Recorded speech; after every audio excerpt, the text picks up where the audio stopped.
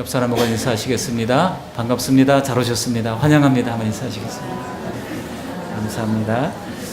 명절 지나고 또 여러 가지 많은 밀린 일들을 하느라고 고단하셨을 터인데 예배할 때 하나님이 풍성한 예배한 은혜로 피곤이 가시어지는 역사가 있게 되기를 주님의 이름으로 부탁합니다. 미국의 어떤 리서치 기관에서 예배자들한테 왜 예배합니까? 물어보니까요, 80%가 한 대답이 나왔어요. 하나님을 더 가까이 느끼고 싶어서 예배합니다. 그랬다는 겁니다. 우리가 예배할 때 하나님은 언제나 가까이 계십니다. 그리고 우리가 정말 예배하는 그 마음을 주님께서 받으시고 임재하셔야 우리가 하나님 느낄 수 있는 거 아니겠습니까? 하나님은 우리가 생활 예배 가운데도 함께 하시지만 특별히 공동체 예배를 통하여 하나님의 임재가 우리에게 느껴지는 역사가 있게 되기를 바랍니다. 실제로 출애굽기 20장 24절 보시면은 하나님이 이렇게 말씀하셨어요. 내게 토단을 쌓고 그 위에 내 양과 소로 내 번제와 호목제를 드리라. 내가 내 이름을 기념하게 하는 모든 곳에서 내게 임하여 복을 주리라. 하나님의 이름을 기념하게 하는 모든 곳, 곧 하나님을 예배하는 처소에 하나님께서 임재하셔서 복을 주신다고 말씀하고 있는 것입니다. 이런 약속의 말씀대로 우리가 영원한 제물 되시는 예수 그리스도를 의지하고 그 약속한 복을 받아 누리는 우리 모두가 되시기를 바랍니다. 진정한 예배, 진정한 마음을 다하여 예배드릴 때 이런 일들이 일어나게 될 줄로 믿습니다.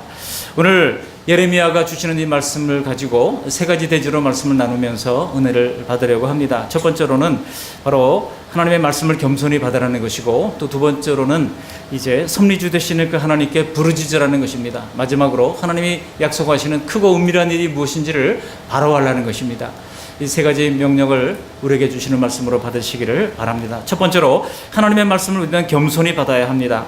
우리 먼저 1절 말씀 같이 한번 읽어보실까요? 1절. 예레미야가 아직 시위대 뜰에 갇혀 있을 때에 여호와의 말씀이 그에게 두 번째로 임하니라.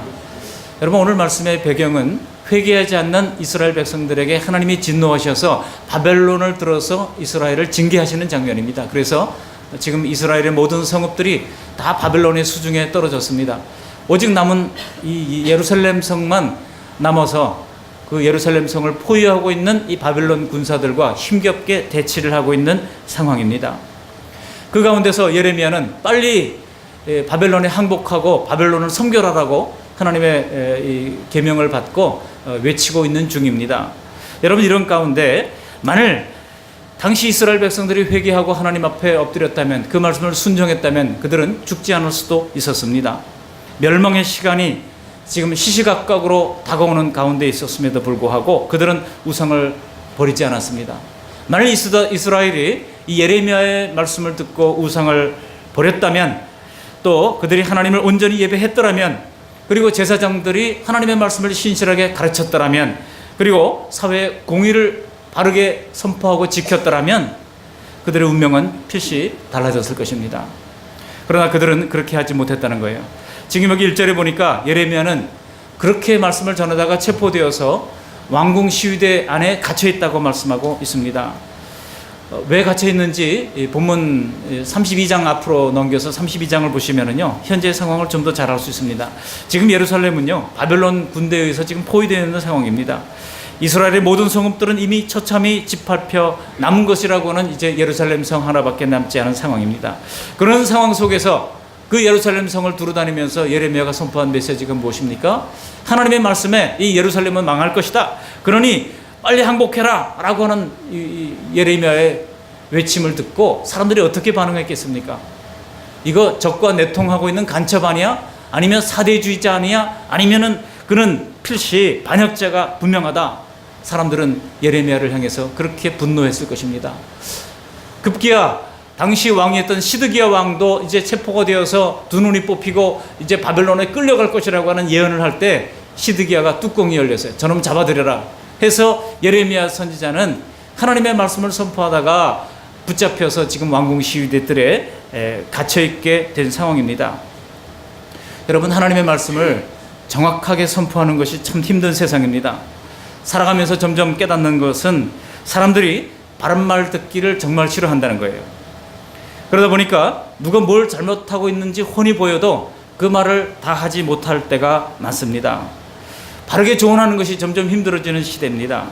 여러분 자녀들도 어떻습니까? 우리 자녀들 키울 때 어릴 때나 자녀들이 말을 잘 듣고 어릴 때나 고분고분하지요.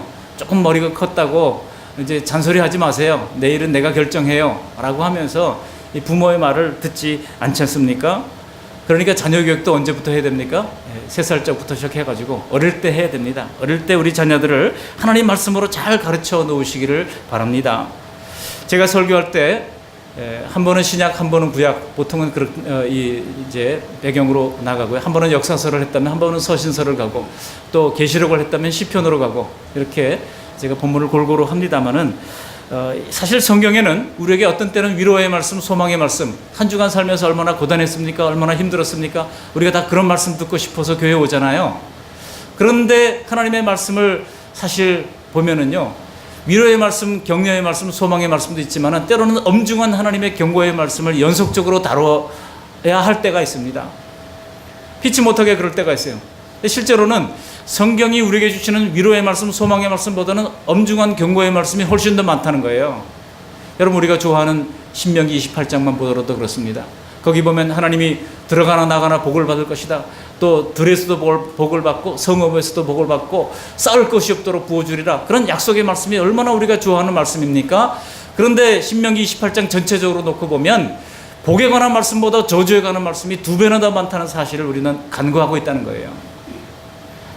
여러분, 하나님께서 설교자의 달콤한 위로의 말씀을 주실 때도 있지만은 그런 말씀만 기대하기보다는 사람에게 우리가 훈계 듣기 싫어하잖아요. 그러니까 스스로 여러분 성경 말씀을 읽으면서 하나님이 이 풍성한 경고의 말씀도 잘 받으면서 우리에게 약이 되는 그 말씀을 이제 많이 듣고 읽음으로써 우리가 더욱더 깨어 경성할 수 있는 우리 모두가 되시기를 바랍니다.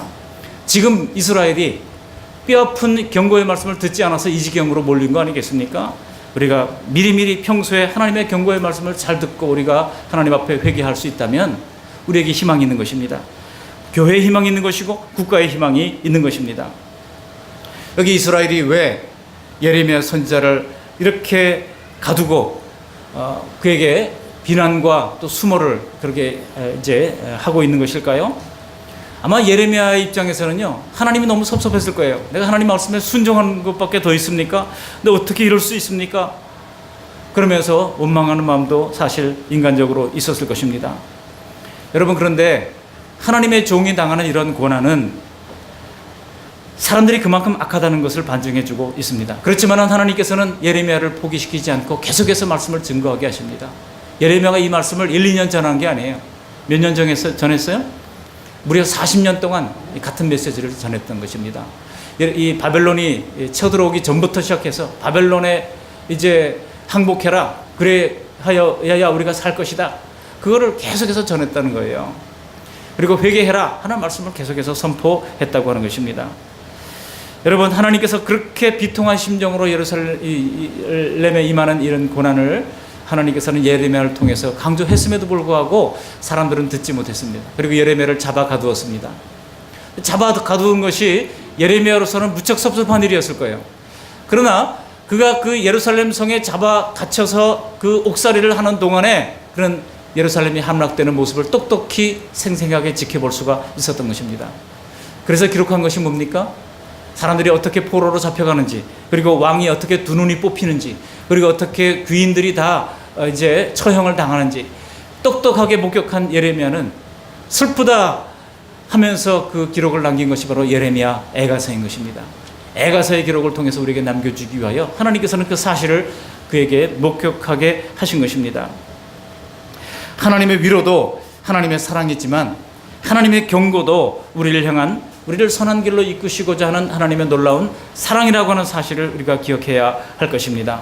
그러므로 우리는 하나님의 말씀이라면 그것이 어떤 말씀이든지 가리지 말고 겸손히 받고 자신을 고쳐나가는 복된 주님의 백성들이 다 되시기를 주님의 이름으로 축원합니다. 한번 옆 사람에게 이렇게 고백해 보시기 바랍니다. 하나님의 말씀을 말씀대로 받겠습니다. 예레미야가 임한 하나님의 말씀이 무엇입니까? 여기 1절에 보시면 시위대 뜰에 갇힌 예레미야에게 하나님이 두 번째로 말씀하셨다고 그랬죠? 두 번째로 말씀하셨습니다. 그러면 첫 번째 말씀하신 것이 있을 거 아니겠습니까? 그 첫 번째로 말씀하신 것은 32장에 나와 있어요. 바로 앞장에 보시면은 하나님은 예레미야에게 숙부의 아들이 찾아올 거라고 말씀합니다. 예레미야의 숙부 하나멜, 그의 아들이 찾아올 거라고 말씀합니다. 그 감옥에 갇힌 예레미야에게 과연 숙부의 아들이 찾아와가지고 그 숙부의 땅을 사라고 요구를 하는 겁니다. 지금 나라가 망해가는데 땅을 사래요. 여러분 같으면 그렇게 할 수 있겠습니까? 전쟁통에 지금 나라가 지금 풍전등화의 위기에 있는데 땅을 사라고 지금 찾아왔어요. 근데 하나님이 뭐라 그럽니까? 땅을 사라고 하나님께서 예레미야에게 예언해 주십니다.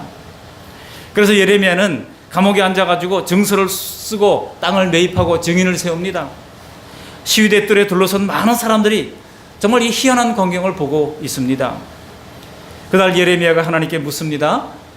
32장 25절 말씀을 같이 한번 읽어보시겠습니다. 32장 25절 말씀입니다.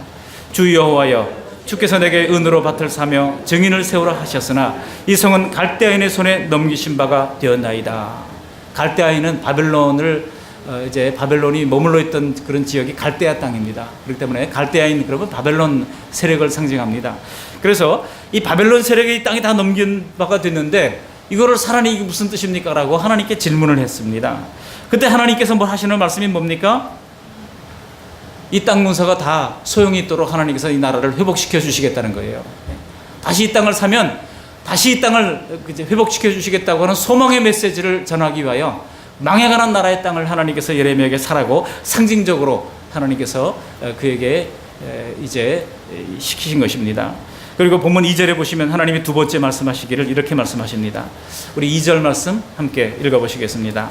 이를 행하시는 여호와, 그것을 만들며 성취하는 여호와, 그의 이름을 여호와라 하는 이가 이와 같이 이르시도다. 아멘. 그렇습니다. 하나님은 어떤 분이십니까? 하나님은 일을 행하시는 여호와입니다.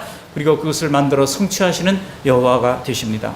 여호와라고 하는 이름은 언약의 상대자로서, 언약의 당사자로서의 하나님의 이름을 얘기할 때 꼭 여호와라고 씁니다. 반면에 심판하시는 하나님을 얘기할 때는 보통 엘로힘 하나님, 우리말 성경에는 하나님으로 번역한 것이 원어에 보면 엘로힘으로 되어 있는 경우가 많습니다.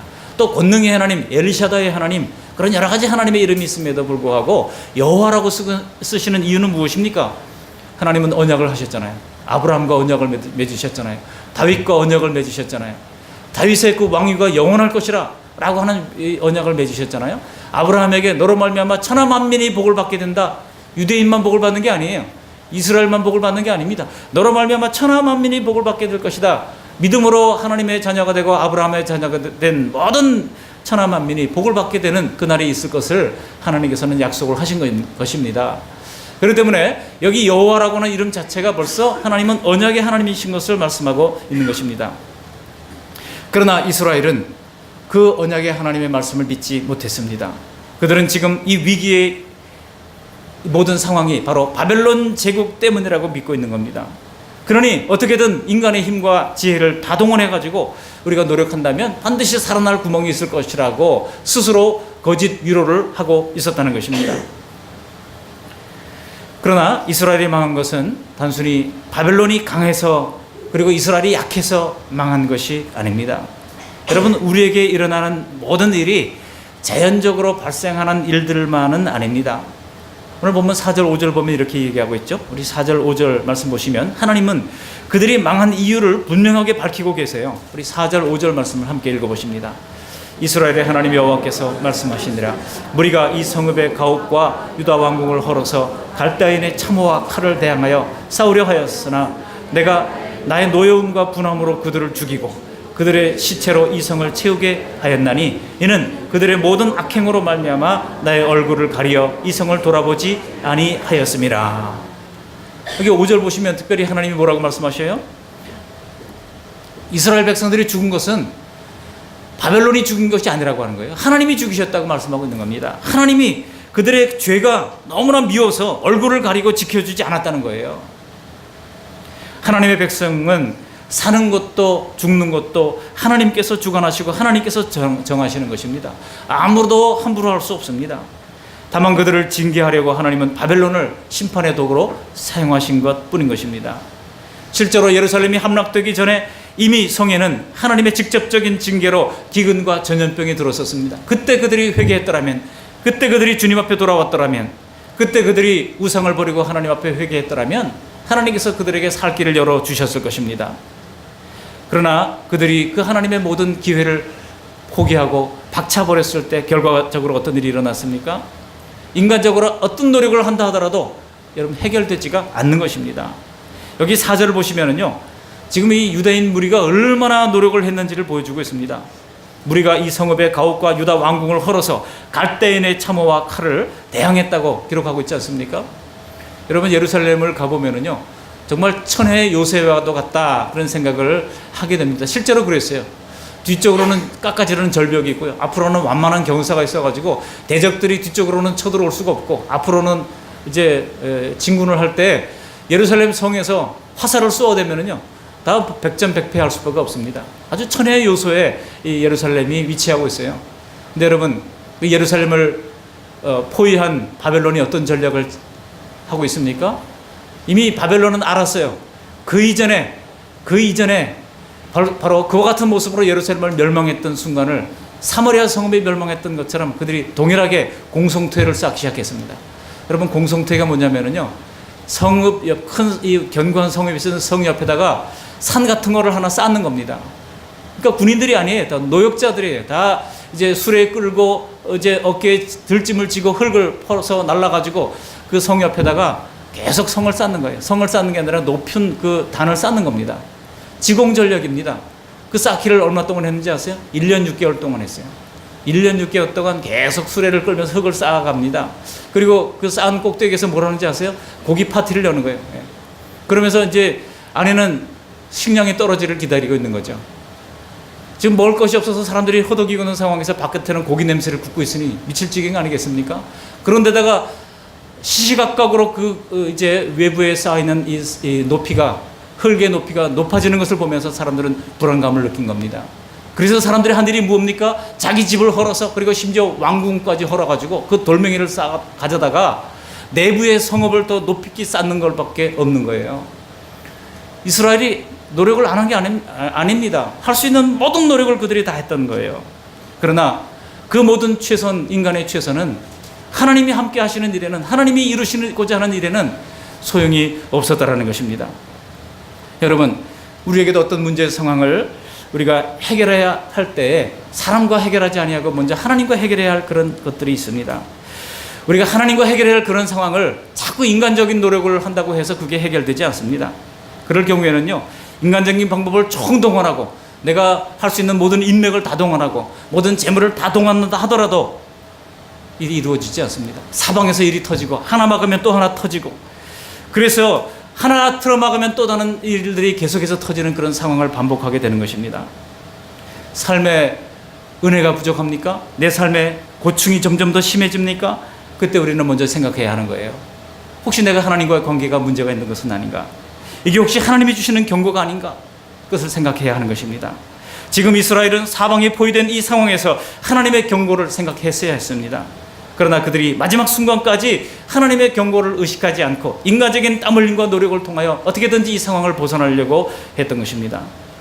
여러분, 이러한 불신앙이 개인의 종말이요 국가의 종말이라는 것입니다. 그러므로 우리는 항상 하나님 앞에서 겸손하게 하나님의 말씀을 떠올려야 할 것입니다. 내가 그 길을 올바로 걷고 있는지 항상 생각해야 할 것입니다. 왜 하나님이 말씀을 한 번, 두 번 그렇게 예레미야에게 임하게 하시는지, 그리고 그 말씀을 우리가 들을 때 그것이 과연 하나님의 말씀인지를 우리가 분별하고 그것이 하나님의 말씀이라면 겸허하게 순종해야 하는 것입니다. 그럴 때 하나님께서는 다시 그 복된 얼굴을 우리를 향하시고 우리에게 주시고자 예비하셨던 그 놀라운 복을 우리에게 허락해 주시는 것입니다. 이와 같은 은혜가 우리 모든 가정과 개인과 공동체에 임하기를 주님의 이름으로 축원합니다. 두 번째 대주로 주시는 말씀은 무엇입니까? 하나님께 부르짖으라는 것이에요. 우리 3절 말씀 함께 읽어보십니다. 너는 내게 부르짖으라. 내가 내게 응답하겠고 내가 알지 못하는 크고 은밀한 일을 내게 보이리라. 아멘. 그렇습니다. 여기 전반부에 뭐라고 그랬습니까? 내게 부르짖으라 라고 말씀한 다음에 하나님이 주신 약속이 나옵니다. 내가 내게 응답하겠고. 한번 따라 하시기 바랍니다. 내가 내게 응답하겠고. 얼마나 은혜가 되는지 말씀인지 몰라요. 저도 오늘 새벽에 기도하다가, 오늘 새벽 예배 아무도 안 나왔어요. 그래서 혼자 기도하다가 내가 내게 응답하겠고 이 말씀을 붙잡고 기도하는데 하나님이 정말 마음속에 평강을 주시더라고요. 내게 부르짖으라. 내가 내게 응답하겠고. 부르짖어 구할 때 반드시 응답하신다는 것이 하나님의 철칙입니다. 내가 내게 응답하겠고, 우리같이 무정한 사람이라도 여러분 누군가가 찾아와가지고 좀 차비 주세요, 뭐 좀 주세요. 교회에 있다 보면은요, 일주일에 꼭 한두 명쯤 그런 분들이 나옵니다. 뭐 목포에서 왔는데 지갑을 잃어버려가지고 차비가 없습니다. 차비가 얼마입니까? 35,000원입니다. 이래가지고 달라는 분들이 있어요. 보면 너무나 뻔하잖아요. 그래도 참 불쌍해서 제가 그냥 주진 않고 꼭 기도하고 줍니다. 앉으세요. 제가 기도할게요. 기도하고 이렇게 하는데요. 여러분, 참 불쌍하면 우리의 마음도 움직이잖아요.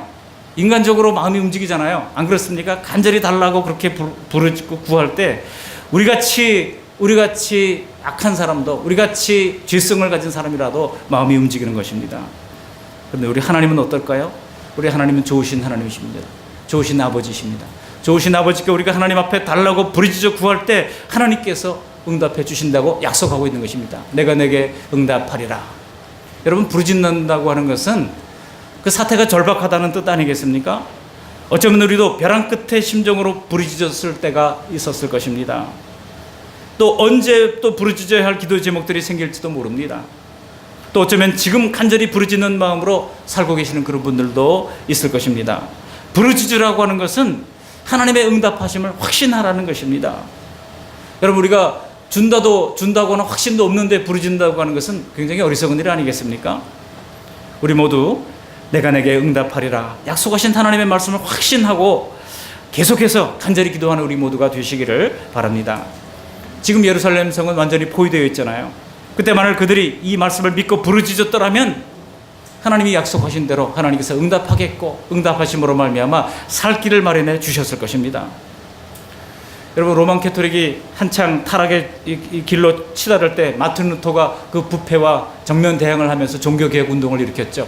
근데 마틴 루터는 가진 게 아무것도 없었지 않습니까? 가진 게 아무것도 없었어요. 그래서 그가 의지했던 사람이 프레드릭 미코니우스라는 사람입니다. 이 프레드릭은 당시에 영주였어요. 한 지역을 통치하는 영주였습니다. 많은 재물이 있었습니다. 그래서 그가 이제 물심양면으로 정말 이 마틴 루터를 도왔어요. 근데 어느 날 이 프레드릭한테 큰 질병이 찾아옵니다. 의원들이 이거 나을 병이 아닙니다. 당신 곧 죽게 될 겁니다. 얘기합니다. 그래가지고 큰 낙심 가운데 마틴 루터에게 편지를 쓰는 거예요. 내가 죽을 병에 걸렸습니다. 라고 편지를 썼어요. 근데 마틴 루터가 그 편지를 받고 정말 낙심이 돼가지고 내가 프레드릭이 없으면 어떻게 이 종교개혁의 사명을 다 완수할 수 있을 것인가. 큰 낙심에 떨어졌어요. 그래가지고 낙심해 있는 이 마틴 루터를 그의 아내가, 이 마틴 루터보다 참 마틴 루터는 아내를 잘 만났어요. 이 아내가 좀 자녀들을 잘 낳고 마틴 루터가 아내가요 사업도 잘해가지고 자녀를 잘 교육시켰을 뿐만 아니라 아주 부자를 만들었어요. 나중에는 아내가 정말 대단한 아내예요. 근데 이 아내가 하나님이 죽었냐라고 하면서 마틴 루터를 다시 용기를 주고 격려를 합니다. 그래서 마틴 루터가 기도하면서 하나님이 주신 영감을 따라가지고 다시 프레드릭에게 편지를 쓰는 거예요. 뭐라고 쓴지 아십니까? 내가 내게 명하노니, 하나님 주신 그 하나님의 명령으로 내가 내게 명하노니 넌 다시 살아나라. 그리고 병성에서 일어나라 라고 편지에다 씁니다. 놀라운 것은요, 그 편지를 프레드릭이 받고서 그 편지를 읽을 때 정말 성령의 강력한 역사가 나타나가지고 깜짝같이 그 질병을 이기고 일어났다는 거예요. 그래서 마틴 루터를 도와서 끝까지 종교개혁의 사명을 완수하고, 프레드릭은 마틴 루터가 먼저 죽고 난 뒤에 2달을 더 살다가 이제 주님의 부르심을 받게 됩니다. 여러분, 우리가 부르짖으면 하나님께서는 어떻든 하나님의 기적적인 방법을 사용하시든 아니면 일상적인 방법을 사용하시든 사람을 통하여서든 환경을 통하여서든 우리 앞에 당한 모든 장애물들을 걷어내 주시는 줄 믿습니다. 사방으로 꽉꽉 막혀있는 그런 포위 상황이라 할지라도 하나님께서는 하늘을 향하여 열린 문을 갖고 계신다고 하는 것을 기억하시면서 하나님 앞에 부르짖어 기도하는 우리 모두가 되시기를 바랍니다. 여러분, 이 예레미야 기록을 훗날 다니엘이 읽었어요. 다니엘이 읽어서 다니엘은 지금 바벨론의 포로된 상황 속에서, 포로 상황 속에서 지금 이제 공무원으로서 적국의 공무원으로서의 사명을 감당하고 있는 중입니다. 그러나 이 말씀을 읽고 그는 깨달았어요. 하나님께 기도하면 하나님께서 응답해 주신다. 그래서 하루 3번 예루살렘을 향하여 문을 열어놓고 날마다 하나님 앞에 간구했던 것입니다. 베옷을 입고 금식하고 죄를 쓰고 간절히 하나님 앞에 기도할 때 하나님께서는 그에게 응답하시기를, 이제 70년이 차면 이제 이스라엘 백성들을 다시 포로에서 해방시켜서 고국으로 돌아가게 하시겠다고 약속하십니다. 그런 약속의 가브리엘 천사를 보내주셨던 것입니다. 에스겔도 이 말씀을 읽었어요. 에스겔도 동시대 사람 아닙니까? 그래서 에스겔도 그발강가에서 이 하나님의 약속의 말씀을 받으면서 하나님 앞에 간절히 부르짖어 기도했더니 하나님께서 뭐라고 약속하십니까? 이 모든 아름다운 것들로 다시 회복시켜 주시겠다. 에스겔서 36장에 보면은요, 하나님이 회복시켜 주실 아름다운 모양을 하나님께서 이 에스겔에게 환상으로 쫙 보여주십니다. 그리고 나서 무슨 말씀을 하시는지 아세요? 에스겔 36장 37절을 보시면 이렇게 말씀하십니다. 그래도 이스라엘 족속이 이같이 자기들에게 이루어 주기를 내게 구하여야 할지라. 하나님이 다 약속하셨어요. 그러나 하나님은 그래도 내게 구하여야 할지라 라고 말씀하고 있습니다. 하나님이 약속하신 아름다운 모든 것들을 하나님께서 우리에게 기도를 통하여 허락해 주신다는 것입니다. 기도는 하나님이 약속하신 것을 받아 누리는 통로가 된다는 거예요. 야고보서 2장 하반절에도 보면 너희가 얻지 못하면 구하지 아니하기 때문이요 라고 말씀하고 있습니다. 여러분, 기도가 하늘로부터 오는 각종 은사와 복을 받아 누리는 통로라고 하는 것을 기억한다면 우리는 하나님 앞에 기도할 수밖에 없는 것입니다. 개인적으로도 기도할 수 있습니다. 그리고 공동체적으로도 기도할 수 있습니다. 그러므로 우리도 다시 마음에 굳게 결심하시고 이 가을 선선한 바람이 이는 이 좋은 때에 개인적인 기도의 자리, 그리고 공동체적인 기도의 자리, 여러분 공동체적인 기도의 자리가 어딥니까? 수요기도 집회, 새벽기도 아닙니까? 적어도 임직자들이라면, 적어도 이제 재직들이라면 여러분 깨어 기도할 수 있어야 되지 않겠습니까? 난 개인적으로 기도해요. 얼마든지 개인적으로 기도하십시오.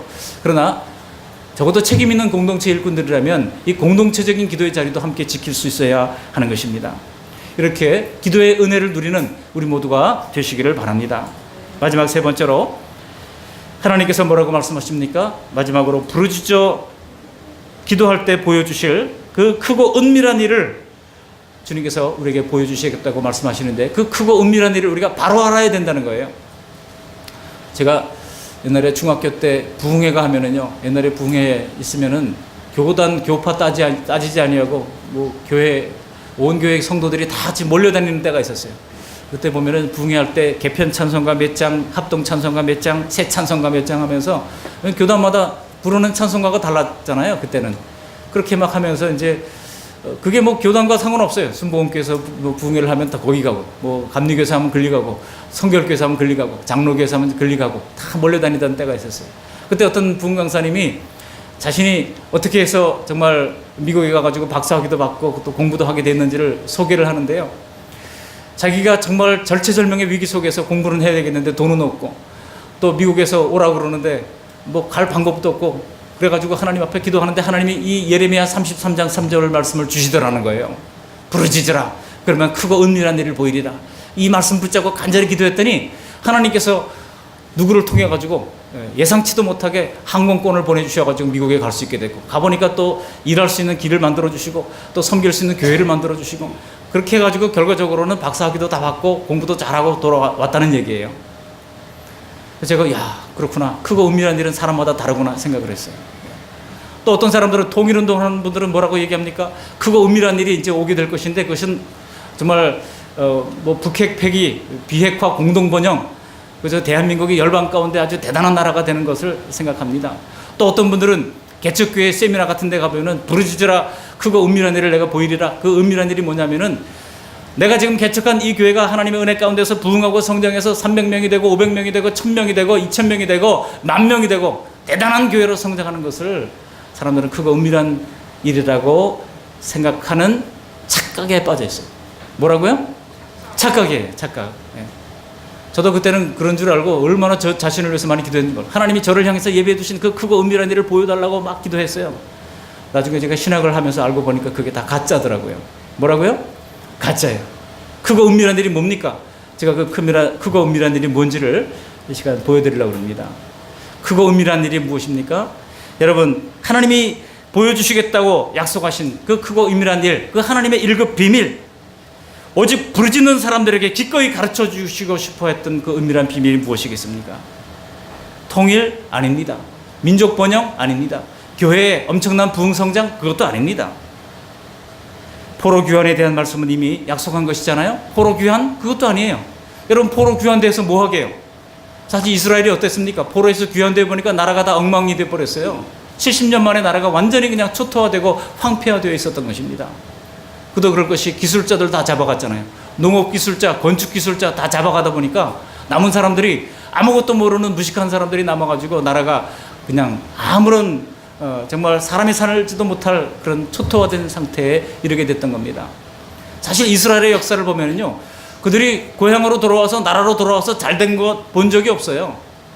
사실 하나님께서 그들에게 가나안 땅을 주시겠다고 약속하시고 출애굽 시켜주셨잖아요. 출애굽하면서 그들이 약속한 가나안 땅을 가보니까 거기 뭐가 있습니까? 돌짝밭밖에 없었던 거 아니겠습니까? 시온이라고 하는 땅이 다 돌짝밭 땅이에요. 농사를 지을 수 없는 땅입니다. 그러니 그게 무슨 소망이 있겠습니까? 그러다가 또 이제 바벨론의 포로로 잡혀갔잖아요. 70년 동안 포로 생활하다가 돌아보니까 아무것도 없어요. 그래서 그들이 열심히 또 집을 짓고 건축을 하고 또 농사를 짓고 하면서 이제 살만한 나라를 만들고 평안이 오니까 사람들이 또 하나님을 거역했습니다. 그러다 보니까 하나님께서 이제는 바벨론 세력을 들어서 그들을 치리하시고, 그 이후에는 또 하나님께서 이제 헬라 제국을 통해서 그리고 로마 제국을 통해서 그들을 치셨던 것입니다. 그리고 아예 이제는 2000년 동안 나라 없는 민족으로 그들이 전 세계를 유리병항하게 하셨던 거예요. 여러분, 이스라엘이 지금의 이스라엘 나라로 이렇게 만들어진 것이 70년밖에 안 됩니다. 시온주의 운동이 일어나가지고 우리가 다시 우리 고향을 찾자. 여러분, 돌아와 봤더니 남는 게 아무것도 없어요. 그러니까 포로 귀환도 하나님이 얘기했던 은밀한 일이 아니라고 하는 것입니다. 여러분, 그렇다면 은밀한 일이 과연 뭐겠습니까? 하나님이 보여주시고자 하는 은밀한 일이 무엇이겠습니까? 우리가 사람을 어떻게든 가르쳐보려고 애를 써보면요, 참 사람이 안 변한다라고 하는 그런 절벽에 부딪힐 때가 있지 않습니까? 여러분, 사람이 잘 변합니까? 안 변합니까? 솔직히 잘 안 변해요. 결혼한 분들은 아실 거예요. 남편이 잘 변합니까? 안 변합니까? 안 변해요. 아내가 잘 변합니까? 안 변합니까? 남편들도 할 말이 있을 거예요. 남편들도 할 말이 있죠. 아내도 잘 안 변하고 사람이 참 잘 안 변합니다. 그 예레미야가 40년 동안 이 백성들이 회개하고 변하기를 그렇게 외쳤건만 백성들이 변하지 않았어요. 예레미야는 그 사실을 너무나 잘 알았습니다. 그렇게 40년 동안 외쳐서 한 명도 제대로 된 이제 회개의 사람을 만나지 못했다는 것입니다. 그러나 하나님은 예레미야의 탄식에 어떻게 답변한지 아십니까? 우리 32장 40절 말씀을 함께 읽어보십니다. 32장 40절 말씀 함께 읽어보시겠습니다. 내가 그들에게 복을 주기 위하여 그들을 떠나지 아니하리라 하는 영원한 언약을 그들에게 세우고 나를 경외함을 그들의 마음에 두어 나를 떠나지 않게 하고. 지금까지 하나님을 떠났던 백성이었어요. 근데 하나님께서 그들에게 뭐라고 약속하고 있습니까? 그들의 마음에 하나님을 경외하는 마음을 주신다는 거예요. 그러니까 이거 누가 하는 거예요? 다 하나님이 하는 거예요. 내가 한 줄 알았더니 아니에요. 여러분, 하나님을 경외하고 있습니까? 내가 하나님을 잘 믿고 내가 잘하는 건 줄 알았더니 그게 아니라고 하는 거예요. 다 하나님이 하신 일이에요. 하나님 우리의 마음에 하나님을 경외하는 마음을 주었어요. 그리고 하나님을 떠나지 않도록 우리를 붙들어 주셨어요. 그때가 되면, 때가 되면 하나님께서 이제 지금까지와는 전혀 다른 마음, 거역하고 배역하고 하나님을 이제 배은망덕한 그런 백성들에게 하나님을 따르는 마음을 허락해 주시겠다는 것입니다. 놀라운 말씀 아닙니까? 그러니까 사람이 아무리 용을 써도 하나님을 경외하는 마음으로 바뀌지 않는다는 겁니다. 기적을 보고도 은혜를 입고 나서도 사람들이 하나님을 믿지 못하는 이유가 무엇입니까? 하나님이 주신 마음이 아닌 거예요. 불택자인 거예요, 처음부터. 그러나 하나님의 택하신 백성은 하나님께서 그들의 마음을 바꿔주신다고 약속하고 있는 것입니다. 왜 이스라엘이 그렇게 하나님을 안 믿고, 왜 이스라엘이 그토록 40년 동안 외치는 예레미야를 핍박하면서 그들이 하나님으로부터 등을 돌렸겠습니까? 그냥 마음대로 죄를 지며 사는 것이 훨씬 더 편한 거예요. 사실 우리도 마음대로 죄 지며 사는 것이 훨씬 더 좋은 사람들 아닙니까? 하나님은 그들에게 불편하고 이상하고 비현실적인 존재로 느껴졌을지도 모릅니다. 사실 우상들은요, 다 합리적이에요. 그들이 따르는 아세라상 또 바알, 다 풍요의 신들 아니겠습니까? 그렇기 때문에 풍요의 신을 섬기면 풍요를 약속한다고 하니까 그 앞에 그들이 우상을 숭배하고 섬겼던 겁니다. 우리가 자연 종교를 들어보면은요, 뭐 이해하기가 어렵지 않아요. 고대 그리스 로마 신화를 들어봐도 다 사람이 딱 지어서 만들어낸 이야기구나, 우리가 한눈에 들어옵니다. 불교도요, 사람이 만들어낸 종교라서 아주 실용적인 것이 많습니다. 그래서 유익한 것들이 많아요. 실생활에 적용될 만한 것들이 얼마나 좋은 말씀이 많은지 몰라요. 그러나 사람에게 이상하게 이해가 안 되는 것은 바로 여호와 하나님 한 분뿐이라고 하는 겁니다. 이 여호와 하나님만 이해가 안 돼요. 이상한 존재입니다. 안 믿는 분들이 왜 못 믿습니까? 하나님이 이상한 존재로 여겨지는 거예요. 여러분, 그러니 인간적인 노력으로 그들이 변화시킬 수 있다? 그거는 안 되는 것입니다. 오직 변화될 수 있는 방법은 단 하나밖에 없어요. 하나님이 그들에게 하나님을 경외하는 마음을 주셔야 되는 겁니다. 하나님께 마음을 열고 하나님을 받아들이고자 하는 그런 마음을 하나님께서 주셔야 하는 것입니다. 그렇지 않고는 그들을 천국으로 데려갈 수 있는 답이 없는 겁니다. 주님이 마음을 바꿔놓으시는 것밖에 다른 방법이 없다고 하는 것입니다. 우리 하나님은 그것을 지금 진행시켜가고 계시는 것입니다. 그래서 여러분 33장 8절에 보면 이렇게 말씀하고 있는 거예요. 우리 33장 8절 말씀을 함께 읽어보십니다. 내가 그들을 내가 범한 모든 죄악에서 정하게 하며 그들이 내게 범하며 행한 모든 죄악을 사할 것이라. 아멘. 하나님이 이제 그 모든 죄악을 정하게 하신다고 말씀하고 있습니다. 사람이라고 하는 것이 항상 하나님 앞에 범죄하고 악을 행할 수밖에 없는 그런 존재들에 불과합니다. 그런데 하나님이 일방적으로 깨끗하게 하시고 일방적으로 하나님이 용서하신다고 약속하고 있는 것입니다. 이제 하나님이 행하실 그 크고 은밀한 일이 무엇인지를 아주 구체적으로 하나님께서 한 걸음 더 나아가서 보여주십니다. 어디에서 보여주십니까? 좀 더 내려가면요 15절에 이렇게 약속하고 있어요. 15절 말씀 함께 읽어보십니다. 그날 그때 내가 다윗에게서 한 공의로운 가지가 나게 하리니 그가 이 땅의 정의와 공의를 실행할 것이라. 다윗의 후손에게서 한 공의로운 가지가 나게 한다는 거예요. 그 은밀한 일이 뭡니까? 바로 장차 그리스도를 통하여 우리에게 모든 인류가 구원받을 수 있는 새로운 길을 제시해 주시겠다고 하는 것이 하나님이 부르짖는 자에게 주신다고 하는 그런 은밀한 일이라고 하는 것입니다. 우리가 부흥되고 잘 되는 것이 은밀한 일이 아니에요. 우리가 뭐 번영하는 것이 은밀한 일이 아닙니다. 대한민국 잘 되는 거, 통일되는 거, 이게 은밀한 일이 아니에요. 더 이상 구원과 심판이 반복되는 인생이 아니라 이제는 예수 그리스도를 의지할 때 그에게 영원한 구원의 은혜가 임하는 그 은밀한 일을 하나님께서 이제 보여주시겠다고 약속하고 있는 것입니다. 저는 이 예레미야서를 읽으면서요, 우리 하나님 아버지의 마음이 정말 자녀들을 향한 부모의 마음과 같구나, 그런 생각을 했습니다. 죄로 죽을 수밖에 없는 인간을 어떻게든 살려내려고 하는 하나님의 지극한 노력과 그 애정이 예레미야서를 통해서 느껴졌습니다. 영적 생명이 죽어 있어서 하나님도 모르고 관심도 없고 세상 속으로 가라앉으려고 하는 그런 인간들, 그렇게 영적인 생명이 없으면 사람은 하나님과 아무런 관계도 없는 사람에 불과합니다. 그러므로 하나님이 먼저 생명을 주는 것이 유일한 해결책일 수밖에 없는 것입니다. 그래야 하나님은 이들을 이제 하나님의 자녀로 받아주시고 그 크고 은밀한 일을 만들어가고 계시는 것입니다.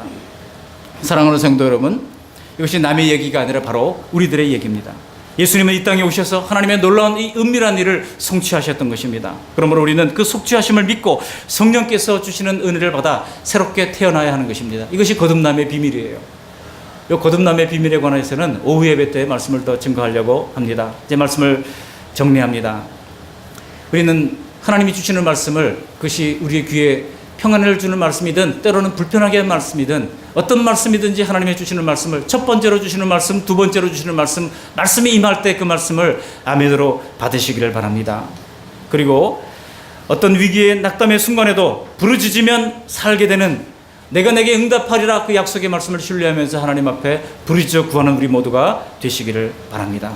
그리고 하나님이 예비하신 그 은밀한 일, 그것이 바로 예수 그리스도를 통한 모든 인류의 구원이라고 하는 사실을 기억하면서 아직도 믿지 않는 사람들은 아직도 그 때가 오지 않은 거예요. 하나님이 그들에게 그 문을 열어주시고 마음 문을 열어주시고 변화시켜 주시도록 간구하면서 마침내 예수 그리스도를 믿기만 하면 누구에게든지 열린 이 모든 구원의 역사가 우리의 가정에, 그리고 이 나라의 민족에, 그리고 우리 교회 위에 임하기를 주님의 이름으로 축원합니다. 아멘. 고맙고 감사하신 하나님 아버지, 날마다 귀한 주님의 말씀을 강단을 통하여 들려주신 것을 감사합니다.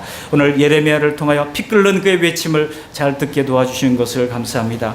오늘 먼저 하나님의 말씀을 겸손히 받을 수 있도록 도와주시고 평안의 말, 귀에 간지러운 말만 듣지 아니하고 내게 경고를 주시는 하나님의 말씀도 하나님의 사랑인 줄 알고 겸허히 받을 수 있도록 은혜를 내리워 주시기를 간절히 빌고 원하옵고, 하나님 일을 만들고 성취하시는 그 섭리주 하나님 앞에 날마다 부르짖어 기도할 수 있게 도와주시고 도와주시고 개인적으로 기도하고 공동체적으로 기도할 수 있도록 도와주시며 하나님의 그 크고 은밀한 일 예수 그리스도의 하나님의 승부수를 알 수 있게 도와주셔서 하나님 아버지 누구든지 하나님의 그 부르심 앞에 거절하지 아니하고 아멘으로 받으며 진정한 하나님의 구원의 역사를 받아 누리는 복된 믿음의 가정들 다 될 수 있도록 은혜 허락해 주시옵소서. 예수님 거룩하신 이름으로 감사하며 기도합니다. 아멘.